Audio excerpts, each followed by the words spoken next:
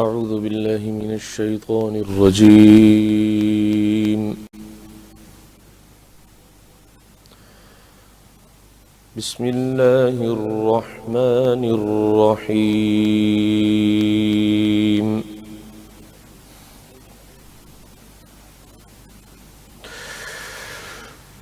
رب اجعلني مقيم الصلاة ومن ذريتي ربنا وتقبل دعائي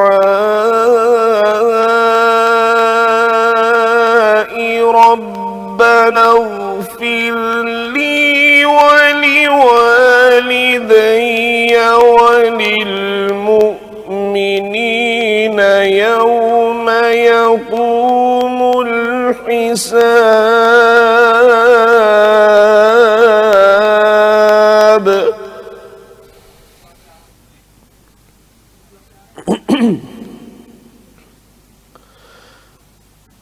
بسم الله الرحمن الرحيم.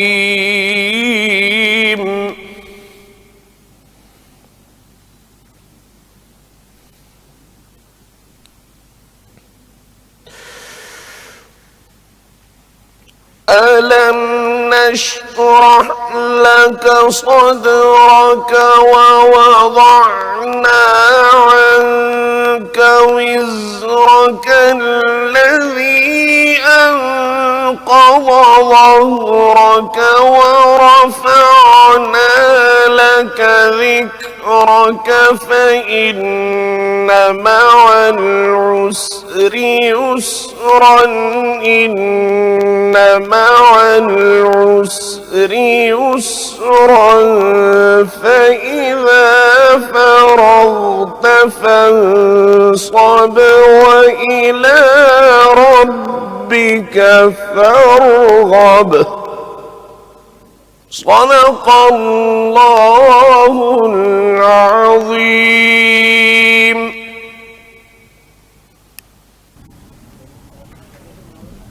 اللهم صل علی محمد وعلی آل محمد کما صلیت علی ابراہیم وعلی آل ابراہیم انک حمید مجید.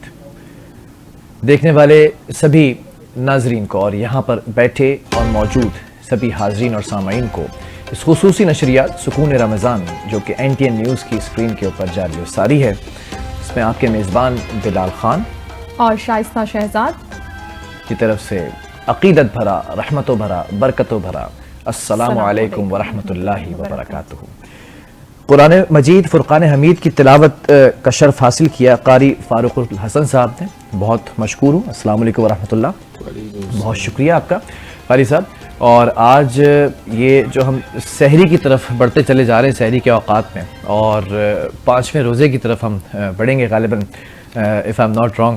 تو 5واں جو یہ روزہ ہم جا رہے ہیں جس کی طرف، تو ہم نے دیکھا پچھلے 4 دنوں کے اندر ہم نے کچھ باتیں کی، کچھ مسائل کے اوپر ڈسکشن ہوا، تمام چیزیں.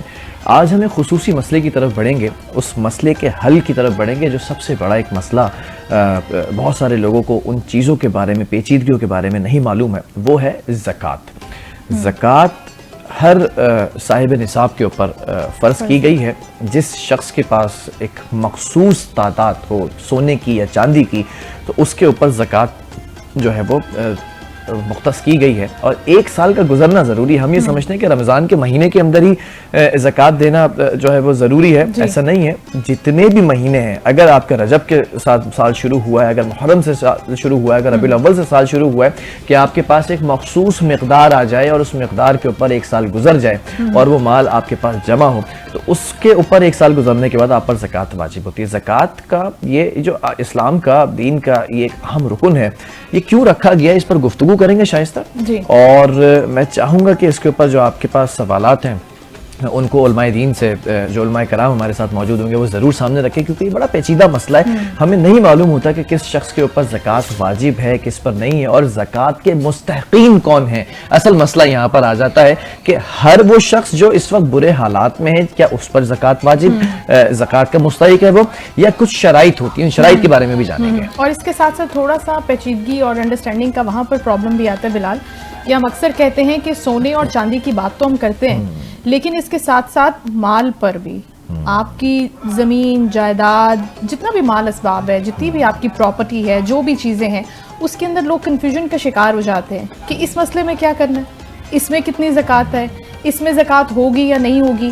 تو یہ ساری کی ساری چیزیں جو ہے کمپلیکس کر دیتی ہیں اس میٹر کو، تو اس کو بھی سمجھنے کی ضرورت ہے اور ظاہر ہے اس کے لیے گائیڈنس بہت ضروری ہے اور قرآن و سنت سے ہم رہنمائی دیتے ہیں. اور آج انشاءاللہ ہم اسی موضوع بالکل ایسا ہی ہے، اور ہم ایک چھوٹے سے وقفے کی طرف جا رہے ہیں، اور وقفے سے جب واپس آئیں گے تو ہمارے ساتھ کچھ علماء کرام اس محفل کا حصہ ہوں گے، اور جب اس محفل میں آئیں گے وہ میں ہمیشہ کہتا ہوں کہ عالم دین کے حوالے سے اللہ رب العزت، اللہ ذوالجلال اکرام کی یہ ایک خاص شخصیات ہے جن کے سینوں کے اندر اللہ رب العزت نے علم کو محفوظ رکھا ہے، اور یہ اس علم کی بنا پر آپ کے اور ہمارے مسائل کا حل بتاتے ہیں. چھوٹا سا وقفہ.